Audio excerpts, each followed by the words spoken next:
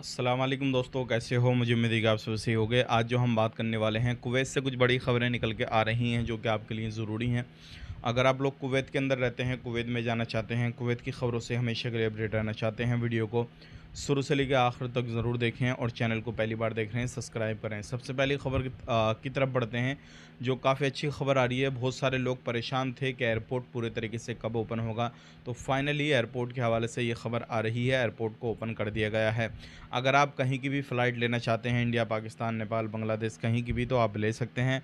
लेकिन एक चीज़ अभी भी जो है इसमें पाबंदी है कि टर्मिनल 1 को ओपन नहीं किया गया है और उस पर मरम्मत का काम चल रहा है। और साथ में जो टर्मिनल 4 है, उसी से सारी फ़्लाइटें चलने वाली हैं और सिर्फ़ मतलब 24 घंटे के अंदर एक एयरलाइंस को एक फ़्लाइट अपनी उड़ान भराने की जो है परमिशन मिली है। वो एक फ़्लाइट अपनी उड़ान भरवा सकते हैं।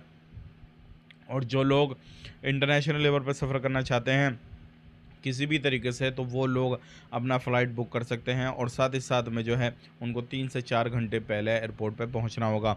तो अगर आप सऊदी अरब से आने वाले हैं, कुवैत से आने वाले हैं, बहरीन, कतर वगैरह से कहीं का भी सफ़र करने वाले हैं, तो आप ज़रूर इस चीज़ का ध्यान रखिएगा और बार-बार अपनी फ़्लाइट को चेक करें। 1 दिन पहले जब आपकी फ़्लाइट बुक हो, तो 1 दिन पहले, 4 दिन पहले, 5 दिन पहले, इस तरीके से अपनी फ़्लाइट को आप चेक करते रहें, ताकि आपकी फ़्लाइट का क्या स्टेटस है वो आपको मालूम हो जाए।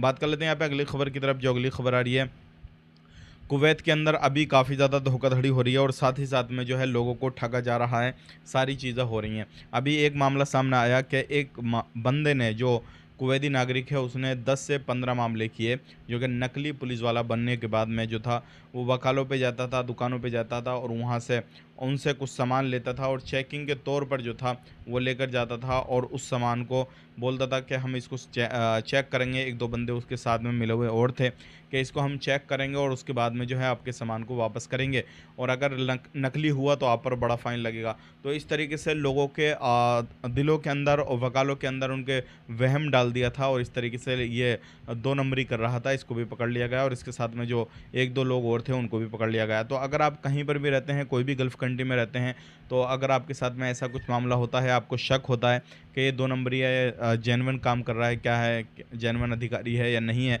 तो आप ज़रूर जो है इस चीज़ की कंप्लेन करें। क्योंकि अभी एक अधिकारी पकड़ा गया है जो कि फ़र्ज़ी तरीके से कागज़ात बनवा रहा था और सिविल आईडी कार्ड, मतलब ये था कि 100-150 दिनार लेता था, बिना वेरिफिकेशन के जो था सिविल आईडी कार्ड बन रहा था।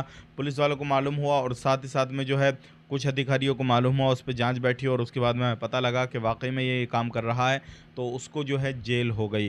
ध्यान रखिएगा, अगर आप ऐसा कुछ काम करते हैं, प्रवासी हैं, आपको जेल होगी, जुर्माना होगा और साथ ही साथ में कुवैत से भी डिपोर्ट कर दिया जाएगा। तो ऐसी गलती आपने बिल्कुल नहीं करनी है जिससे आपको परेशानी हो या फिर आपका कोई और जो है मसला हो जाए या फिर आपको ज़्यादा लंबी जेल हो जाए। अब बात कर लेते हैं, यहाँ पे एक सऊदी अरब से बहुत बड़ी खबर निकल के आ रही है।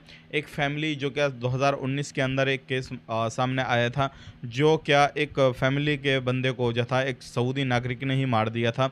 जानबूझ के मारा, कैसे मारा, वो कोर्ट ने अब फैसला सुनाया है उसका। 3-4 दिन हुए ये फैसला आए हुए।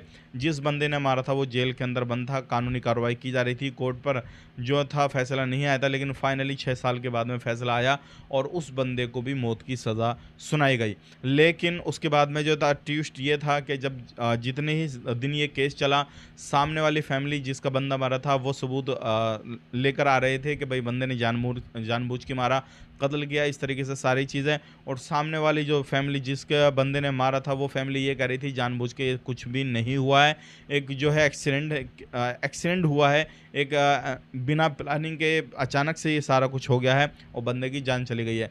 लेकिन सारा कुछ आपस में फैमिलियां लड़ती रहीं, जो केस चलता रहा, लेकिन 6 साल के बाद में फैसला आया और उसके बाद में जो फैमिली पहले उसको सज़ा दिलवा रही थी, उसी फैमिली ने कोर्ट के फैसले के बाद में जो था उसको माफ़ कर दिया। तो ये एक बहुत इस टाइम पे सोशल मीडिया पे छा रही है ये ख़बर, मैंने सोचा आप तक भी पहुंचा दी जाए। तो देखिए कि वो सऊदी अरब के अंदर आपको मालूम है जितनी भी इस्लामिक कंट्री हैं, कि अगर आपने किसी की जान ली है तो आपकी भी जान ले ली जाएगी अगर आपके ख़िलाफ़ सबूत हाथ लगते हैं, कोर्ट फैसला सुनाता है तो। और ये इस्लामिक कानून है, तो ऐसा ही सुनाया गया और उसके बाद में उस बंदे को बख्श दिया गया। तो आप क्या कहेंगे इसके बारे में कमेंट करके ज़रूर बताइएगा। आज के लिए इतना ही, चैनल को सब्सक्राइब करें। आप अपना ख्याल रखें, अपनी फैमिली वालों का ख्याल रखें। Take care, bye bye.